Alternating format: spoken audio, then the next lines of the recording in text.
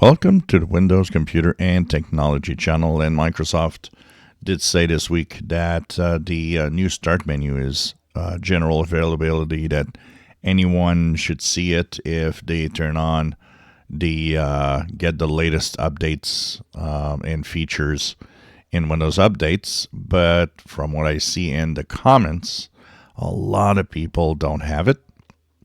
So I decided to do a little survey in this video.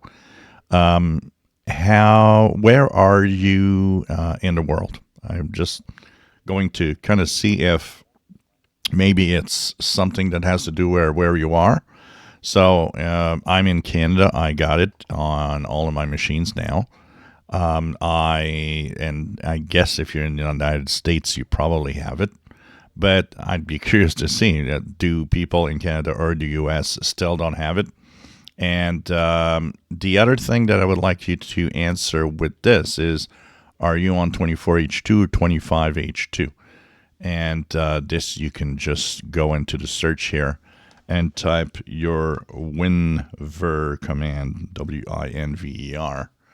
And this will tell you if you're on 24H2, 25H2, in case you don't know how to verify this. So I'm on 25H2 here. So just out of curiosity, you don't have it? Where are you? Even if you have it, maybe let me know if you're in Europe or whatever, in some country outside of North America. Just out of curiosity, if we could pinpoint maybe a pattern of where it's not available. Maybe it depends on where you live around the world. So just tell me where you live, just a country, and 24H2 or 25H2 on your Windows 11 PC, so we can see what is or where maybe it is or it is not available. If you enjoy my videos, please subscribe, give us a thumbs up. Thank you for watching.